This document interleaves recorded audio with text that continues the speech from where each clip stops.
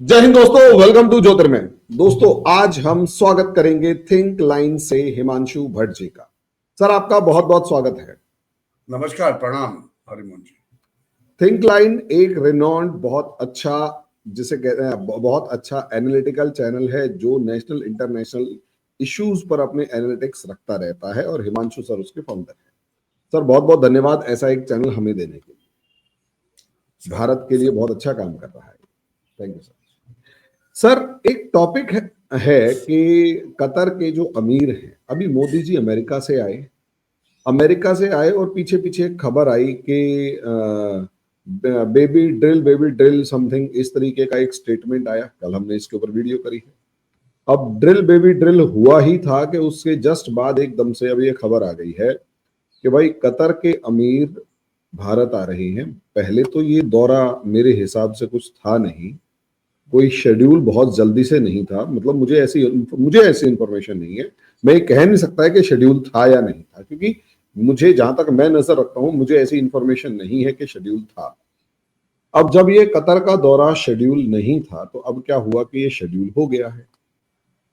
और तो यही मैंने आपसे पूछना है कि क्योंकि ये शेड्यूल हो गया है एकदम से, तो आप मुझे ये इतनी जल्दीबाजी क्या थी? कहीं वो ड्रिल बेबी ड्रिल वाला कंसेप्ट तो नहीं है कि अमेरिका अपना तेल निकाल रहा है और ऑयल और गैस निकालेगा, मार्केट में लेके आएगा, इंडिया रशिया वाला जो ऑयल है वो दुनिया में इस्टेब्लिश करेगा, और उसके बाद कतर को बेचारे को अभी गैस का एग्रीमेंट किया तो है कितने साल का, 20 76 साल 20 साल का एग्रीमेंट किया है। उसके चक्कर के अंदर कतर ने हमारे 8-9 सैनिकों को बंदी भी बना लिया था। इंडिया में पॉलिटिकल टर्मोइल शुरू, मतलब एक पॉलिटिकल प्रेशर क्रिएट करवा दिया था। और उसके साथ अभी इतना ही नहीं, उससे पहले वो जो नुपुर शर्मा वाला मामला है उसमें भी सबसे ज्यादा जो नागिन डांस जो है वो कतर के अमीर ने ही किया था। अब वो बेचारे जो पहले तो आंखें दिखा रहे थे और एग्रेशन दिखा रहे थे, अब वो भागे भागे आ रहे हैं। सर, क्या चक्कर है? कुछ तो गड़बड़ है दया, वो वाला सीन है। कुछ तो गड़बड़ है, भैया, क्या धंधे गड़बड़ है की ये? बात होती है ना। धंधे की बात होती है तो सब भागे भागे आते हैं। मिडिल ईस्ट की, वेस्ट एशिया की बात करें तो सर उनके पास दो ही चीजें हैं: क्रूड पेट्रोलियम, पेट्रोलियम पैदाश और रेत। अभी रेत ही तो कोई खरीदेगा नहीं। जब तक पेट्रोल है, क्रूड है, उनसे आने वाली दूसरी उत्पाद है, क्रूड है, एलएनजी है, गैस है, तब तक उनका खाता चले। अभी देखिए, 2 4 5 सिनारियो है, बहुत बड़ी गेम खुल रही है विश्व के अंदर। The middle east will be in the centre, और ये बहुत बड़ी गैस खुल रही है। उससे पहले मैं 2 4 5 आंकड़े दर्शकों को दे दूं। एक, आज भारत जो तेल लेता है उसका 42% इज फ्रॉम रशिया। और भारत ने अभी ट्रंप के साथ में हस्ताक्षर किए हैं कि अगले 5 सालों में, 2025 तो है ही है, 2030 के अंदर भारत यूएस के बीच बायलैटरल ट्रेड होगा $500 बिलियन का। और फिलहाल ट्रेड क्या है? $130 बिलियन। अभी 5 गुना बढ़ाना है तो ऐसे तो बढ़ेगा नहीं। आप सब्जियां बेचोगे या फल बेचोगे, उससे तो ट्रेड बढ़ेगा नहीं। ट्रेड बढ़ेगा तो किससे बढ़ेगा? बड़ी बड़ी चीजों से। भारत 700 एरोप्लेन ले रहा है, तो एरोप्लेन के साथ साथ में एविएशन की पूरी इकोसिस्टम आएगी यहां पर। उसी तरह एनर्जी, भारत को एनर्जी की बहुत ज्यादा रिक्वायरमेंट है। अगर समझ लो भारत एनर्जी ले रहा है, न्यूक्लियर एनर्जी ले रहा है, तो स्मॉल रिएक्टर्स होंगे, बड़े रिएक्टर्स होंगे, साथ में क्रूड होगा। और ट्रंप जी ने तो शुरू किया है drill baby drill, executive order निकाल दिया। जो ड्रिलिंग ऑयल निकालना यूएस ने बंद किया था बिडेन एडमिनिस्ट्रेशन में, वो फिर से शुरू हो गया। ट्रंप बोलता है will make America great again. अभी ऐसी स्थिति के अंदर एक चुतरी और छोड़ते हैं। वो क्या बोलते हैं? ट्रंप बोलते हैं कि गाजा को मैं रीडेवलप करूंगा। तो उसका विरोध करता है कौन? सबसे पहले तैयब अर्दुगन, तुर्किया वाला। और फिर पूरा अरब लीग, अरब लीग आ जाता है। अरब लीग कहता है ये तो मुमकिन ही नहीं है, पैलेस्टीनियों को वहां से कोई खदेड़ेगा नहीं, उनका घर उनको मिलना चाहिए। अभी ट्रंप आज फिर से बोला कि ये तो भैया होगा। जॉर्डन के किंग को बोला कि आप 2000 बच्चे ले जाओ, अभी बाद में देखते हैं क्या करना है। अभी साथ में 1.5 घंटे पुतिन से बात होती है। भारत के साथ में जो जॉइंट डिक्लेरेशन साइन किया है डोनाल्ड ट्रंप का, वो उसको आप पढ़े तो आपको ये समझ में आएगा कि उन्होंने भारत को ऑयल और ऑयल की उत्पाद मीन्स क्रूड एंड ऑयल लेने को बोला है, गैस लेने हमसे लो बोल रहे हैं, but he is not stopped India from buying from Russia. तो अभी इंडिया की क्या बल्ले बल्ले क्या होने वाली है? एक तरफ आप रशिया से ले रहे हो भर भर के, दूसरी तरफ आप भर भर के लोगे शेल अमेरिका ऑयल से। यूएस से। अभी देखिए एक टेक्निकल ग्लिच है वहां पर जो मैंने देखा कि अभी हमारे पास जो रिफाइनिंग की जो रिफाइनरीज है उससे रशियन ऑयल तो होता है, मगर वो जो शेल ऑयल आएगा उसको रिफाइन करने के लिए उसकी इकोसिस्टम भी आएगी। तो ये जो $500 बिलियन की बात हम कर रहे हैं, 500 बिलियन का ट्रेड अरस परस में कैसे होगा? तो दो बड़े सेक्टर्स है, सिविल एविएशन एंड एनर्जी।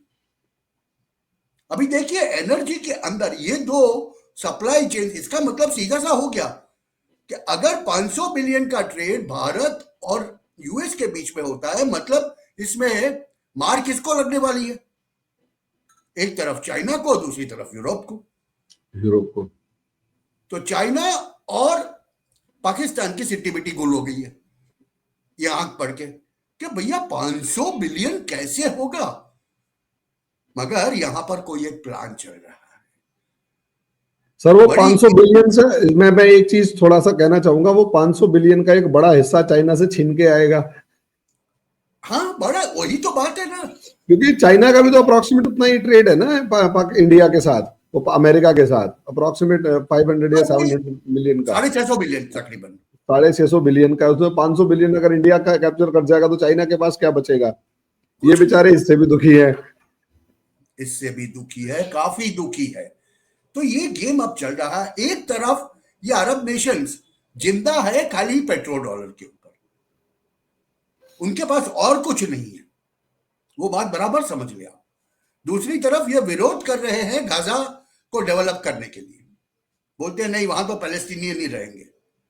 अभी ऐसी स्थिति में अगर उनकी नाक दबानी है तो क्या होता है? अरब लीग का नेता कौन है अभी फिलहाल? Saudi Arabia. एमबीएस को बोला गया है कि आप यूएस के अंदर इन्वेस्ट करो। अभी देखिए भारत की आज एनर्जी सप्लाई, भारत गल्फ के ऊपर डिपेंडेंट नहीं है। आज भी वो रशिया से 42% लेता है, तकरीबन 22-24% गल्फ के राष्ट्रों से लेता है। उसमें सऊदी अरेबिया भी आता है, बहरीन भी आता है, ओमान भी आता है, कतर के गैस भी आता है, ये सब होता है। अगर समझ लो वो हिस्सा हम वेनेजुएला और यूएसए से लेना शुरू कर दे तो ओपेक कंट्रीज के लिए क्या हालत हो जाएगी? वहां पर उनका नाक दबा दिया जाएगा। अभी ऐसी स्थिति में उनमें से उनका सबसे बड़ा जो सरगना है एमबीएस सऊदी अरेबिया, इसको साथ में रखने के लिए शिखर सम्मेलन होने जा रहा है यूएस के ऑफिशियल्स और रशियन ऑफिशियल्स का। सऊदी अरेबिया का इन्वेस्टमेंट होगा 1 ट्रिलियन का यूएसए के अंदर, क्योंकि हुतीज यमन हैज ऑलरेडी सेड, उनका तो स्टेटमेंट आ चुका है, अभी 24 घंटे के पहले स्टेटमेंट आया है कि अगर आप फलस्तीनियों को वहां से हटाओगे will start a fight again. आज शायद IDF Israeli forces will start hitting again. अभी ऐसी स्थिति में यमन अगर सऊदी अरेबिया की रिफाइनरीज के ऊपर 2-4 मिसाइल फेंक देता है तो उनको बचाएगा कौन? उनको बचाएगा यूएसए। तो वो तो माई बाप बन के आके बैठने वाला है। तो ये बहुत बड़ी गेम होने जा रही है, और चुपचाप मोदी जी ने कुछ भी बोले बगैर, पब्लिक में कुछ भी जाहिर किए बगैर ये गेम को खोल दिया है। अभी देखिए इसमें तो भारत के लिए तो दोनों हाथ में पेड़े हैं। अभी हमने बेंगलोर में देखा डिफेंस में F-35 और Su-57 एक ही एयरपोर्ट के ऊपर आमने सामने बैठे, दुनिया में कहीं ऐसा नजारा नहीं मिला कभी नहीं। और यही बात अभी ऑयल के अंदर भी होगी। और मजे की बात यह है कि यूएसए ये शेल ऑयल को 65 से $70 के बीच में रखना चाहती है। USA wants to keep it in between $65 to $70। अगर ये हो गया तो ये अफोर्डेबल भी होगा। अभी ऐसी स्थिति में भारत जैसे कि रशियन ऑयल लेके प्रोसेस करके $5 पर बैरल यूरोपियन यूनियन से कमाता है, वैसे ही यूएसए से तेल लेके ऊपर से $5 और यूरोपियन यूनियन से कमाएगा। और इसमें भीख मांगने की नौबत किसकी आएगी? भीख मांगने की नौबत आएगी चाइना की और यूरोपियन यूनियन की। तो देखिए, ये तो गेम बहुत बड़ा खुल रहा है। और मुझे तो ये दिखता है ऐसी स्थिति के अंदर कि एक तरफ भारत कन्वेंशनल पेट्रोल रिसोर्सेज के ऊपर जाएगा, दूसरी तरफ भारत बहुत बड़े पैमाने पे अबाउट 25 to 27% अपनी एनर्जी रिक्वायरमेंट न्यूक्लियर एनर्जी से पूरी करने की कोशिश करेगा। और उसमें फ्रांस के साथ में जो डील होने जा रही है, ये भी अभी पिछले हफ्ते ही हुआ, स्मॉलर मॉड्यूलर रिएक्टर्स की, और उसमें यूएस भी जुड़ेगा, बड़े रिएक्टर्स की टेक्नोलॉजी आएगी। देखिए, ये सब अगर मुमकिन होता है तो अगले 48 महीनों के अंदर maximum, but I would say only 24 months. मुझे जो समझ में आ रहा है और जो दिख रहा है वो ये दिख रहा है कि कहीं भारत के अंदर तेल के दामों में 15 से 20 रुपए की कटौती 2 साल में आपको देखने मिलेगी। अगर shale oil drill baby drill US में चला और वो ड्रिल बेबी ड्रिल का जो उत्पाद है वो भारत में आना शुरू हो गया, तो this will be the situation. ये मुझे दिख रहा है सर, और इसीलिए मैं कह रहा हूं कि बहुत बड़ी गेम होने जा रही है। तो इसका सीधा असर जो है वो बहुत तगड़े तरीके से इंडिया की उस इकोनॉमिक ग्रोथ पर पड़ेगा, जिसमें अभी हमारे एक तरफ तो जो प्राइस है, प्रोडक्शन कॉस्ट है, वो ऑयल और गैस की वजह से बहुत ज्यादा होती है और हम अल्टरनेट सोर्स ऑफ एनर्जी को ढूंढ रहे होते हैं और उसमें बहुत ज्यादा खर्चा हो रहा है। वहीं दूसरी तरफ मुझे ऐसा लगता है कि आम आदमी का जो कारों के और पेट्रोल का जो खर्चा है वो भी बहुत कम हो जाएगा। सर 20 रुपए बहुत होते हैं, 20 रुपए पर लीटर अगर तेल कम हो जाता है तो 15 से 20 रुपए की बात है, क्योंकि इसको जीएसटी में लाने की बात कर रहे हैं ये लोग। गवर्नमेंट को जैसा सोच रही है, सरकार भी तो वैसी है ना कि अच्छा यार ये 20 रुपए कम हो जाएगा, कोई बात नहीं, तो जीएसटी बढ़ा दे, कम मत करिए कम मत करिए, जीएसटी बढ़ा दे, इनको सस्ते की आदत नहीं डालनी। सर तेल बेच बेच के हमने 770 बिलियन का फॉरेन एक्सचेंज रिजर्व बनाया है, इकट्ठा किया है। और हमारा फॉरेन एक्सचेंज रिजर्व जिस दिन 1 ट्रिलियन के ऊपर चला गया, उस दिन भारत की इकोनॉमी 5 ट्रिलियन को पार कर जाएगी। और अगर समझ लो 2030 के 5 सालों में यहां पर मोदी जी रहने वाले हैं, वहां पर ट्रंप रहने वाला है 28-29 तक। और जिस हिसाब से आजकल जेडी वैंस को हम सुन रहे हैं यूरोप के अंदर, वो लताड़ रहे हैं लोगों को, यूरोपियंस को, तो he looks more aggressive than Donald Trump. तो बाकी के 4 साल, क्योंकि रिपब्लिकन्स जब भी आते हैं यूएस के अंदर, हिस्ट्री ये रही है कि वो 4 साल के लिए नहीं 8 साल के लिए आते हैं, मगर वो 4 साल का इंश्योरेंस हम न भी ले, फिर भी अगले 4 से 5 सालों में भारत वैसे अगर देखा जाए तो ट्रंप भी ये पिछले 2 बार का ही तो ऐसा है जो 4-4 साल के लिए आए हैं। अगर उससे पहले देखा जाए, बिल क्लिंटन 8 साल के लिए थे, जॉर्ज डब्ल्यू बुश 8 साल के लिए थे, ओबामा 8 साल के लिए थे। ट्रंप और बाइडेन को ही देखा जाए तो 4-4 साल के लिए आए हैं। और उससे पहले जहां तक वो जॉर्ज डब्ल्यू बुश सीनियर थे, वो भी शायद 8 साल के लिए ही थे। और उससे पहले वाला थोड़ा टर्मोइल था, उठा पटक थी, वो मतलब मिडल ईस्ट क्राइसिस और इन सब की वजह से। अदरवाइज मेरे हिसाब से अमेरिकन जो हैं वो अच्छे खासे लंबे टाइम तक अपने राष्ट्रपतियों को रखते हैं। हमारा देश भी मेरे हिसाब से इतना बुरा नहीं है, अब ये भी लंबे टाइम तक अपने, उनसे भी लंबे टाइम तक अपने प्राइम मिनिस्टर्स को रखने लग गया है। अगर हम अटल बिहारी के टाइम से 6 साल और फिर उसके बाद 10 साल और उसके बाद 15, तो ये अपन हो ही गए हैं। आगे देखो, और बीच का 10 साल का टाइम पीरियड अगर छोड़ दिया जाए तो वो लंबे लंबे टाइम तक हमारे बाकी थे ही कितने, 3 ही तो थे जो एक लंबे अंतिम टाइम। बात हरिमोहन जी इसमें करनी है। जी। ये जो क्रूड ऑयल है, लंबे अंतर से जब आता है ना, उसकी जो लॉजिस्टिक कॉस्ट होती है ना, वो लॉजिस्टिक कॉस्ट बहुत मुश्किल हो जाती है। ज्यादा अभी हो जाती उसको है। टैकल करने के लिए generally Bharat competitive world market में बहुत सी प्रोडक्ट्स में नहीं हो पाता। उसकी वजह यह है कि हमारी लॉजिस्टिक कॉस्ट अभी भी 14 से 12% है। अभी वो लॉजिस्टिक कॉस्ट जब तक 6 से 8% तक नहीं आएगी, तब तक हम लोग इंटरनेशनल मार्केट में ज्यादा कंपिटिटिव नहीं हो पाएंगे। और इसी की वजह से ये जो दूसरा शुरू किया है इन्होंने, आईमैक, जो कि भारत के बम्बई से शुरू होके UAE, Saudi Arabia, Jordan, Israel और वहां ग्रीस के पीरियड्स में पहुंचेगा, और वहां से उसको ट्रंप ले जाना चाहते हैं यूएसए। देखिए, ये पंचवर्षीय योजना है, मगर पहले 2 साल के अंदर आप देखोगे कि द ट्रांसपोर्ट वुड बिगिन, फेयरिंग होना शुरू हो जाएगा।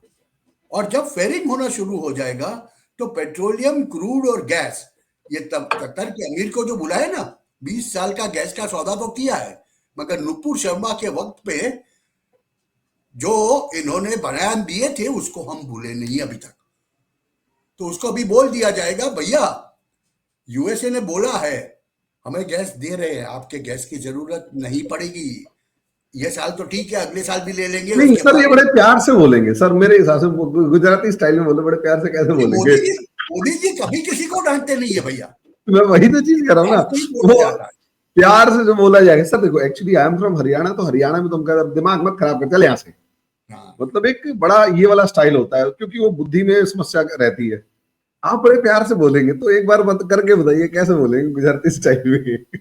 नहीं भैया, ऐसी बात है ना कि हाँ। आपका गैस तो बराबर है, मगर क्या हो गया है ना, ये साल तो बराबर है, हम ले लेंगे, अगले साल भी ले लेंगे, मगर उसके बाद जरा सोचना पड़ेगा, क्योंकि आप लोगों ने अभी तक रेडिकल इस्लाम को कंट्रोल नहीं किया। नहीं किया है। देखिए, यू मोदी ट्रम्प के उसमें सबसे बड़ी बात ये थी रेडिकल इस्लामिक एलिमेंट्स, और वहां हमास को कुचलने की, और हमास के बड़े से बड़े नेता कतर में जाके बैठे हैं। ये बात को बराबर देखना पड़ेगा, समझना पड़ेगा। तो ये जो पूरी प्रेस विज्ञप्ति है, जॉइंट स्टेटमेंट जो है, उसको पढ़ के देखते हैं तो हमें दिखता है कि 25 और 26 2 साल बहुत बड़ी जियोपॉलिटिकल गेम के हैं। और अभी तो ट्रंप को बैठे हुए 1 महीना नहीं हुआ, 20 तारीख को महीना होगा सर, और 20 तारीख को महीना होते ही अगर गेम ऐसे खुल जाती है, तो मुझे तो कहीं ना कहीं दिखता है कि 25 का अंत होने से पहले drill baby drill, that oil का रेला भारत तक आ जाएगा सर, भारत तक ऑयल का रेला आ जाएगा। सर आप जो बता रहे हैं, अगर वो हुआ तो उसके बाद काफी ज्यादा जियोपॉलिटिक्स अलग ही लेवल पर होगी, और इंडिया यहाँ पर कहीं ना कहीं पहली बार ढंग से, देखिए, एक ढंग से धकेला गलवान के अंदर।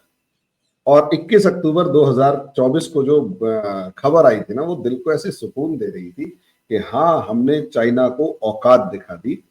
और शी जिनपिंग जो है कजान के अंदर पिटा हुआ कुत्ते की तरह घूम रहा था, मतलब लठ मार मार के फटाफट फटाफट, और वो पूंछ दबा के घूम रहा होता है कि ठीक है यार, चलना तो है ही है, क्या करें। और अपना अपने शेर तो और शेर चल ही रहे हैं, गाँव। तो वो खुशी इनके चेहरे पे नजर आ रही थी, शी जिनपिंग के चेहरे पे वो समस्या आ रही थी कि यार मैंने एक कदम पीछे हटा दिया। लेकिन वो शुरुआत थी। अब आप जिस तरीके से हम डिस्कस कर रहे हैं, सिनारियो देख रहे हैं, आप बता रहे हैं, उससे एक चीज साफ नजर आ रही है कि हाँ, इस टाइम पर अब चाइना को और पीछे हटने की आदत डालनी पड़ेगी। और सर उनके तो फिगर्स बता रहे हैं, इकोनॉमिक स्लोडाउन शुरू हो चुका है वहां पर, चाइनीज इकोनॉमी में इकोनॉमिक स्लोडाउन इज सीन, और वो खुद चाइनीज कम्युनिस्ट पार्टी एक्सेप्ट करती है। अभी ऐसी स्थिति के अंदर उनके लिए ये प्रकार की दोधारी तलवार, और देखिए वो लोग डिपेंडेंट है यूएस के मार्केट के ऊपर और यूरोपियन मार्केट के ऊपर। अभी समझ लो, यूएस मार्केट आधा भी भारत के पास सप्लाई चेन को लेके शिफ्ट होता है, तो उनके पास बचेगा क्या? यूरोप। तेल वो कहां से लेंगे? अगर यूएस भारत को देना शुरू कर देगा, रशिया भारत को देगा, हाँ, तो वो रशिया से लेते रहेंगे, बचेंगे खाली अरब नेशंस। अरब नेशन से वो कितना तेल ले सकते हैं? जरूरत का 15%, 20%, और वो इकोनॉमिक स्लोडाउन होगा तो तेल की खपत भी कम होती जाएगी। यहां एक तरफ भारत में तेल की खपत बढ़ती है, energy requirements are increasing, whereas in China it is decreasing, and that itself shows the gradual shift of our supply chain। और ये दिख रहा है हमें, और यही बड़ी बड़ी जो संस्थाएं हैं, जब उनके इकोनॉमिक ग्रोथ के फिगर्स आते हैं, इकोनॉमी के फिगर्स आते हैं, तो वो रिफ्लेक्ट करता है। और मुझे तो दिखता है कि एनर्जी रिक्वायरमेंट कम से कम अगले 15-20 सालों में, जब तक भारत में 25 से 27% न्यूक्लियर एनर्जी नहीं आ जाती अगले 10 सालों में, तब तक भारत का डिपेंडेंस क्रूड ऑयल के ऊपर बहुत ज्यादा रहने वाला है। और ये क्रूड ऑयल अब मिडिल ईस्ट से नहीं, ये रशिया और अमेरिका से, ये मुझे दिख रहा है। सर, जो सिनेरियो बन रहा है वो काफी ज्यादा इंटरेस्टिंग है, इंडिया के फेवर में है और दिल को तसल्ली दे रहा है। सर, आपने टाइम दिया उसके लिए बहुत बहुत शुक्रिया, धन्यवाद सर। उम्मीद करता हूं आगे भी आपसे ऐसे ही टाइम मिलते रहेंगे। Thank you sir.